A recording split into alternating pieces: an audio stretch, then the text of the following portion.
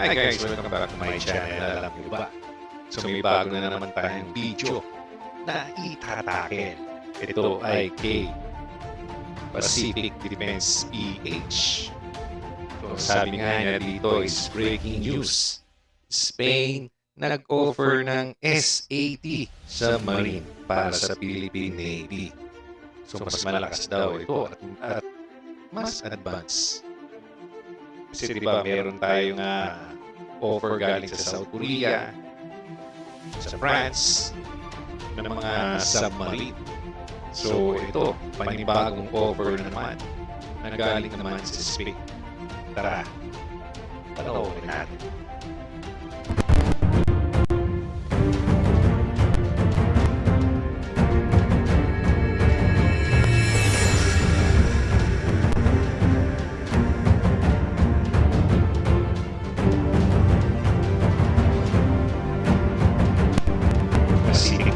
PH, mag-subscribe po kayo sa kanya, idolo. Ang Espanya nag-offer ng mga submarines para sa Philippine Navy. Ito nga po mga idol, ang isa sa mga shipbuilding company na nag-offer ng mga brand new na submarine para sa submarine acquisition project ng ating bansa. Yan ang pag-uusapan natin, pero bago yan, kung bago ka lang sa aking channel, huwag mong kalimutang mag-like, subscribe at i-hit mo na rin ang notification bell button para lagi kang updated sa mga bagong videos natin. Ang Spanish shipbuilder Navantia ay nagpresenta rin ng iba't ibang mga asset nung nakaraang ADAS 2024. Bagamat nanliit nga po ang mga ito kontra sa kanyang mga counterpart mula sa South Korea. Ang Navantia mga idol ay nag-display nung nakaraang ADAS 2024. Bagamat nanliit nga po ang mga ito kontra sa kanyang mga counterpart mula sa South Korea.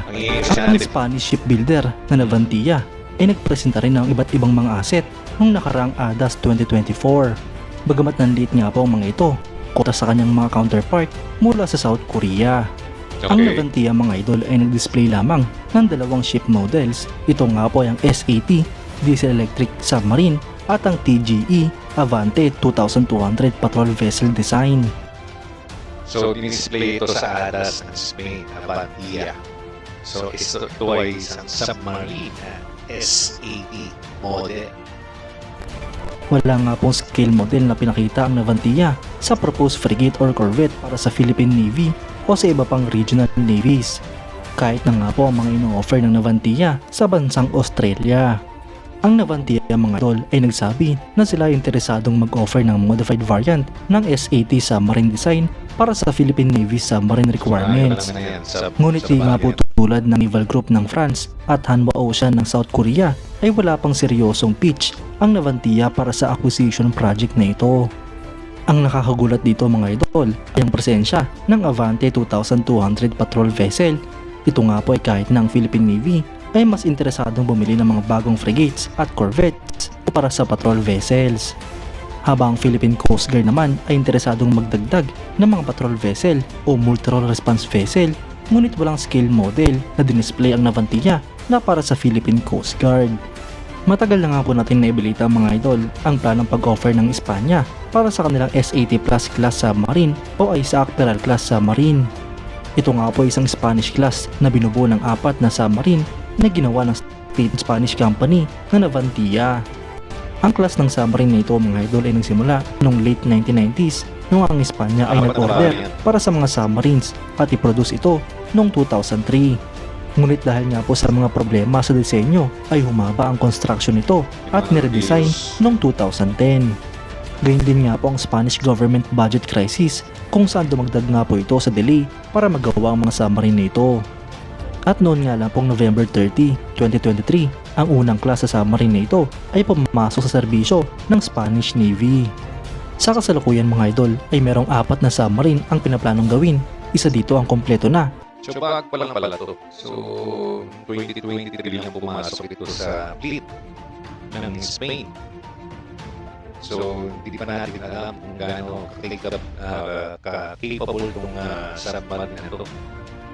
Kasi syempre bago pa eh, wala pa itong karanasan o makatibayan na eksperyensya sa paggamit ng submarine na to. At aktibo na sa Spanish Navy habang 3 pa ang ginagawa. Ito nga po ay may displacement na 2,918 long tons, may habang 81.05 meters, beam na 11.68 meters, at draught na 7.3 meters.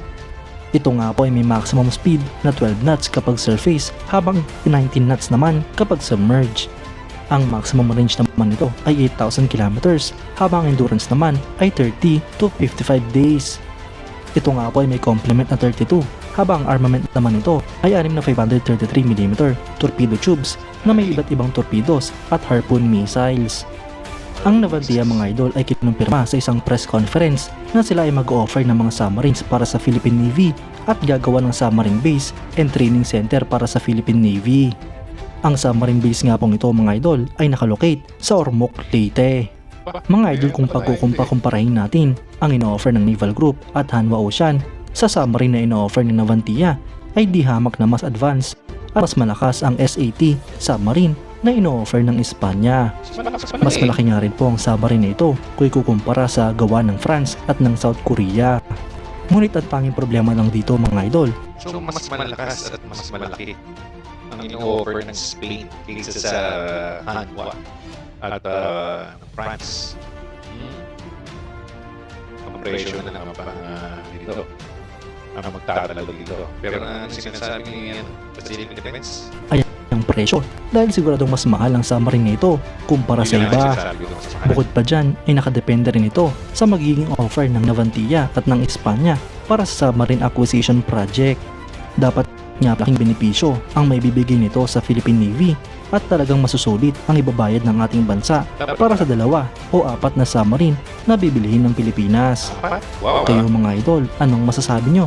Comment down below for your thoughts and opinions. At yan nga lang po ang pag-usapan natin ngayon mga idol. Maraming salamat sa panonood. Huwag nyo rin kalimutang mag-like at subscribe bilang suporta sa ating channel. Mabuhay kayo mga idol. buhay mga idol. So yun na nga mga idol, mga kaibigan.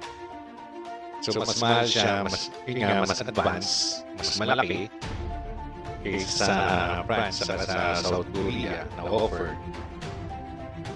Pero kung bibili tayo niyan,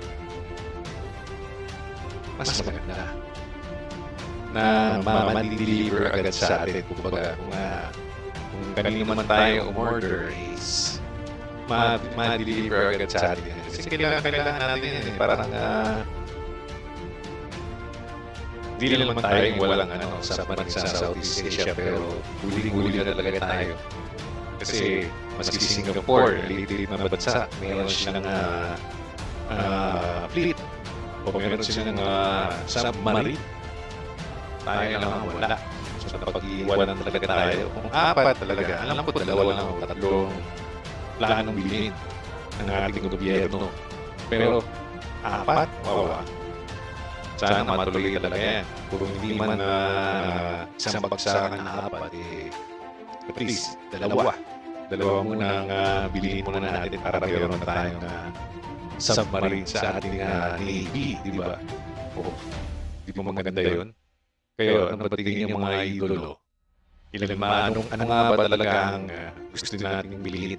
Sa South Korea, sa France, o sa Spain?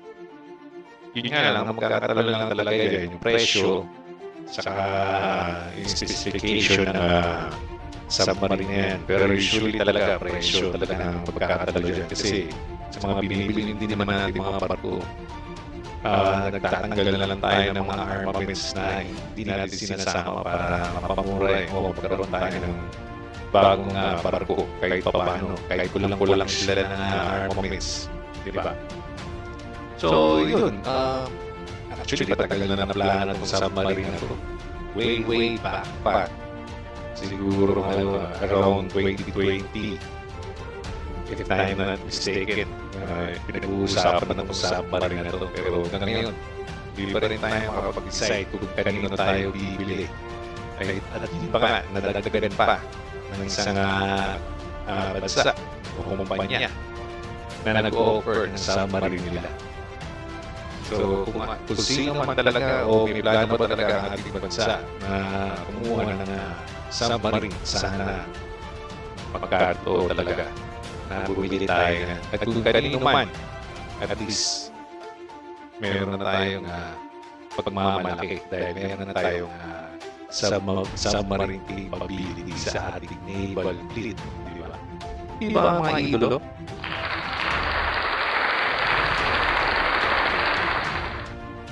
So, yun nga, salamat kay Pacific Defense PH sa kanyang breaking news. So, huwag niyong kalimutan mag-subscribe po sa kanya. At huwag nyo rin pong kalimutan mag-subscribe din po sa akin. Hit nyo rin po yung notification bell at i-like din po ang video na ito. Hindi po mga idolo. So, maraming salamat po sa lahat. Ingat po tayo lagi. God bless.